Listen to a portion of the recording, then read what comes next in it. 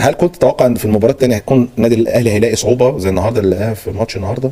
ورايك في المباراه بشكل عام والاداء الفني بالنسبه للنادي الاهلي سواء بقى في الشوط الاول او في الشوط الثاني؟ الاهلي حضر مع نزول قفشه. حضر مع نزول قفشه فقط. قفشه فقط هو غير في الوقت ده 3 على مره واحده. قفشه تحديدا. قفشه تحديدا كلمه السر. بص يا فاروق، هو مباراه صعبه. احنا ما شفناش الفرقه دي قبل كده، وزي ما سمعنا من كل وسائل الاعلام والاحصائيات اللي اتعملت عليها ان بقى لها من شهر 10 ما لعبتش ماتش رسمي والكلام ده كله. ده ما يمنعش ان هي فرقه قويه جدا منظمه، فرقه محترمه جدا، ولو هدفت في الشوط الاولاني كان الوضع اختلف تماما. ولكن يعني اللي انا مستغربه ان انت الماتش اللي فات عامل مباراه قويه جدا برضو مع فرقه على الاقل تاريخها اقوى من تاريخ سياتل. يعني اوكلاند سيتي كم مره بتشارك؟ لا معلش يا كابتن، بس كم مره بتشارك دي؟ عشان هي الوحيده اللي موجوده جوه. الاهلي كم مره بيشارك؟ 8. الاهلي كم مره بيشارك؟ 8. بس انت اما تيجي تقارن اوكلاند اكتر. لا، وضع البطوله في اوكناسيا ماشي، ماليش دعوه، انا بتكلم على القاره اللي هي فيها يا حبيبي. هناك مفيش كوره. ماشي أوكي. بس السنه دي او الفتره دي الفرق ضعيفه، وهي فرقه ضعيفه، بس انت خدت الثقه في المباراه اللي فاتت وكسبان 3.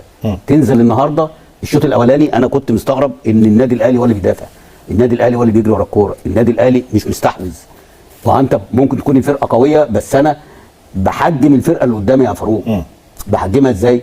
ان انا بفرض عليها اسلوب لعبي. هو اسلوب لعب النادي الاهلي ايه؟ بقاله فتره من ايام جوزيه، ان اللي ورا بيمسكوا الكوره يبداوا ينقلوها، يدوا ثقه للاعيبه في نص الملعب، بيدوا ثقه بعد كده للاعيبه اللي هي تحت الفرود والفرود، بحيث ان الكوره لما تجيلهم بتجيلهم ايه؟ خالصه مخلصه زي ما بيقولوا.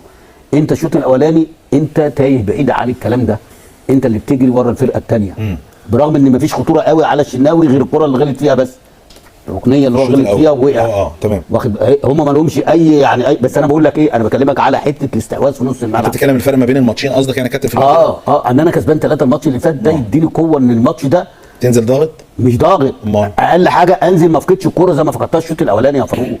ابقى انا اللي مسيطر، ما انا مش هروح للجول زي الماتشات اللي فاتت، بس ابقى انا اللي متحكم في. هو برضه في فكره كابتن، انت زي ما قلت انت اوكلاند سيتي ممكن تكون لعبته شفته قبل كده، لكن سياتل ما شفتوش، وبالتالي لازم كان يبقى في حذر على الاقل في بدايه الماتش، وده اللي حصل، بس هو اخد مده اطول. انا بقول لك لولا قفشه ما كانش اللي انت شفته ده.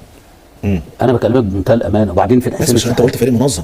ايوه فريق قوي، بس برضه الشوط الثاني بدنيا جري غير طبيعي. انا شفت كميه الجري اللي حصل الشوط الثاني. ايوه الشوط الثاني وقعوا بدني، هو ده اللي ادى بالذات بعد التغييرات ادى يعني احقيه للنادي الاهلي. ممكن يكون ده تفكير كولر، ان انا عارف ان الفريق بس من الشوط الاول هيبقى قوي، الشوط الثاني لا خالص. لا خالص. اسمعني، ما انا عندي استراتيجيه انا كمدرب يا حبيبي. لا بقرا الفريق اللي قدامي ان هو عنده لياقته البدنيه. هو الجون جاي ازاي يا فاروق؟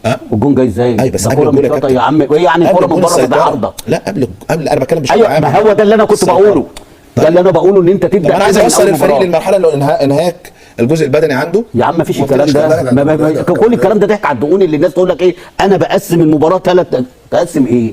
هو انت بتاع بسبوسه؟ هتقسم انا بقعد افكر يا حبيبي ما اختلفتش معاك. هو غير امتى؟ غير احمد عبد كان بدا الفرقه تقع. بس خلي بالك ما ده بقى طيب بدا الفرقه تقع والله ابدا. هي بس هي جت ايه كده. بس انا بقول لك ايه، ارجوك لو سمحت يا كابتن، مفيش حاجه تيجي عند مدرب بالشكل كده. ورينا تاني بقى الماتش اللي جاي. انت لما كنت بتغير في طنطا كنت بتجيبها كده، بتنزل اللعيبه وهي زي ما تيجي بقى. يا عم ما تجيبش طنطا زي الناس دي، انت ماسك النادي الاهلي، عيب عليك. طيب خلاص، عيب عليك لما انت تقارن. ده انت اللعيب في النادي الاهلي بميزانيه الدرجه الثانيه كلها. انا بنزل تغييره. ده صافيو اللي انت جايبه الفاشل ده بميزانيته بكل ميزانيات الدرجه الثانيه. ممتاز بيه. هتيجي تقول لي وانت ماسك طنطا عيب عليك. انت برضه يا كابتن ما كنتش عيب عليك. لا عيب عليك. انا لو عندي رجل عندي رجل قفش الشمال ده اعمل عليه هيلمانات. ماشي يا كابتن. قفشه ده اللي ما كانش عاجبكم. قفشه ده اللي انتوا طنطا يا كابتن برضه.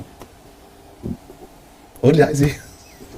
لا ايه لا مش مقصود. لا انت قصدك هو انتوا بتزعلوا ليه لما بنتكلم الحقيقه؟ انت انا بكلمك مش دي حاجه ربانيه، ان فرقه بدني وقع. هو قفشه استغل مهاراته اللي انتوا ما كانش عاجبكم، اللي لغايه امبارح في ناس بتكلمني بتقول لي قفشه ياخد شنطته ويروح من جماهير النادي الاهلي. مين كانت زعلانه منه؟ بس يا سلام، زعلانه منه ياخد شنطته ويروح. طب ما هو زعل من كل زعل المدير الفني. لا زعل من كل الفرقه. اشمعنى قفشه يعني؟ اللي كنت بقول عشان انا دايما بقول ايه، ان احسن لعيب صانع العاب في مصر. دي مضايقه ناس قوي في النادي الاهلي. ليه يا كابتن؟ من جماهير النادي الاهلي. عشان انت بتقول كده؟ المصحف ليه؟ بص اي حد بشكر فيه في النادي الاهلي هم ياخدوها. طب انت شكرت في ناس كتير. وشكرت مره في موسيماني مع انك انت فضلت وراه لغايه لما لا خلصت مره عليه. واحده عمل تغييره عجبتني آه. فطلعت